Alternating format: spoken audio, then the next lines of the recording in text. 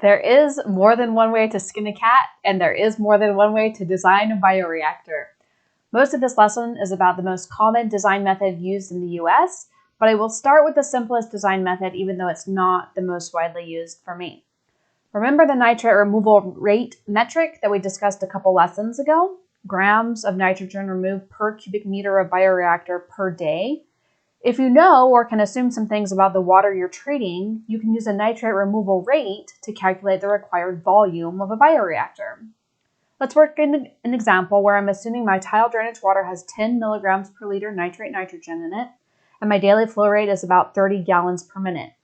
I also know from a recent review that removal rates from full-size bioreactors have a median of about 5 grams of N removed per cubic meter bioreactor per day. To make this a little easier, I'll convert my flow rate into metric units of liters per day, which is 163,500 liters per day. You can work through the math, however makes sense, just following your units through. For me, I'll multiply the tile drainage nitrate concentration by the flow rate to get my inflow nitrate load. Just multiplying straight through gives me milligrams of nitrogen per day coming from my tile, 1.6 million milligrams of nitrogen per day. But I need this in units that match my removal rate units, so I'll convert to grams per day coming in. And then assuming I want to remove all of that inflow load, I'll divide by my assumed average in removal rate of 5, and I get a bioreactor that's 327 cubic meters. For me, that's pretty large, especially when you keep in mind that the cubic meters of bioreactor in our calculation really need to reflect the saturated volume of the bioreactor that will be involved in flow treatment. Remember, there is a saturated depth, which is usually smaller than the total depth of wood chips. So the 327 cubic meters that we've calculated is a minimum volume because you'd probably have some dry wood chips on top. Remember too, though, that with this simple model, you're calculating the required bioreactor volume to remove all of the nitrate from that entire flow. So maybe you just want to remove 5 milligrams per liter from the 10 milligrams per liter. You plug that in and see a smaller required volume to provide what is essentially a 50% reduction. Or maybe you want to treat 10 gallons per minute and let the rest bypass. It's similar algebra. This removal rate model is simple and easy if you can make some assumptions about the level of treatment that you want. But one thing this model does not tell you is the length and the width of your bioreactor. And there can be a lot of nuance with specific dimensions. For example, if your bioreactor is too skinny, you might restrict your ability to get water in. Or if your bioreactor is too wide, you might have dead zones in the corners where water kind of gets trapped in little whirlpool type areas. Another nuance with tile drainage is our highly variable flow rates. In my example, I was using 30 gallons per minute, but the flow rate of a tile outlet fluctuates from day to day. And you know from our discussion of hydraulic retention time that flow rate influences HRT and HRT influences nitrate removal. We want a retention time long enough for denitrification to occur, but not too long. We also discovered early on that designing a bioreactor to treat all of the peak flow rate coming from a field made bioreactors too big to be really palatable for Midwestern farmers. If we designed bioreactors to treat all of that flow, they would likely take land out of production, which is really just a non-starter. And so the design model we developed years ago linked the hydraulic retention time equation with Darcy's law, or Darcy's flow through porous media equation. This proceedings paper available at ASCE describes the original design model. I'll take full credit for this terrible diagram that describes this design model. The design model is really not that complicated, so let's just talk through a few pieces. Starting at the beginning, you need to know some things about your drainage system to estimate the maximum drainage flow rate from the field. This maximum flow rate coming from the drainage system gets sized down into the bioreactor design flow rate. This means that this is a capacity-based bioreactor design model. We start with the maximum estimated flow rate from the field rather than something like an average daily flow rate, for example, because the highest flow rate is the easiest thing to defensively estimate. I generally use Manning's equation, which I won't explain in this video, but an alternative is that you could use the drainage coefficient multiplied by the drainage area to get a maximum daily flow rate from the field.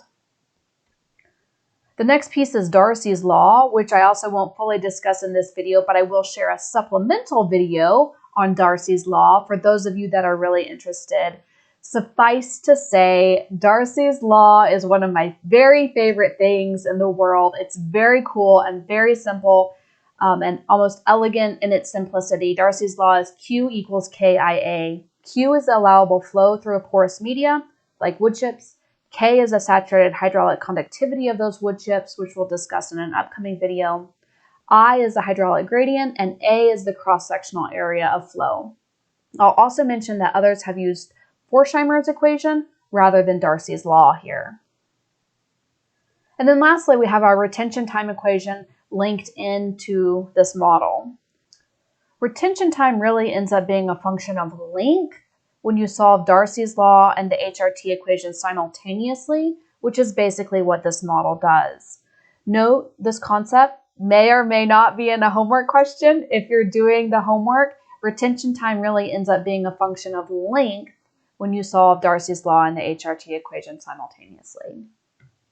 We have a user interface like I'm showing here, but we don't make our model available per se to the public. Like I mentioned, it's described in that proceedings paper. You do have to have a target HRT that you're designing for, and this is a capacity-based model, as I said before. If you're desperate to have a design model, a very similar model is available via the Illinois Drainage Guide as a downloadable Excel routine. This model simultaneously solves these two equations, which are basically the retention time equation and Darcy's Law, just slightly rearranged. And there's a very nice paper by Professor Richard Cook and Dr. Natasha Bell to accompany this model. I presented these two models that link Darcy's Law with the HRT equation because this approach underpins the NRCS design model for denitrifying bioreactors. The Conservation Practice Standards Code 605 for denitrifying bioreactors has design criteria that all bioreactors designed by the NRCS must achieve. Remember, I said our design model was a capacity-based model? The capacity the NRCS designs for is 15% of the peak drainage system flow rate, and the design HRT at that design flow rate is 3 hours. You also see a criteria related to nitrate removal, which is expressed as 20% at the edge of field, which considers within it the untreated bypass flow. The practice standard document contains the criteria, but I can also show you the design model, the Excel design model, at least that the Illinois NRCS uses. It's publicly available through the NRCS Field Office Technical Guide. Select Illinois in that middle box. And then there's a document search option to hone in on the bioreactor documents quickly within the Illinois Field Guide. There's a lot of documents in this website. So search bioreactor once you're into the Illinois site, and you'll want to look for an Excel file that comes up. The downloadable spreadsheet looks like this, and note there is an example design tab at the bottom, which is really helpful to look at. Zooming in a little, you see the design capacity information at the top, where you can use Manning's equation or the drainage coefficient method or several other options. And you see the guidance that the bioreactor's design flow rate needs to be 15% of either option 1 or option 2, or 100% of option 4, which is a different option.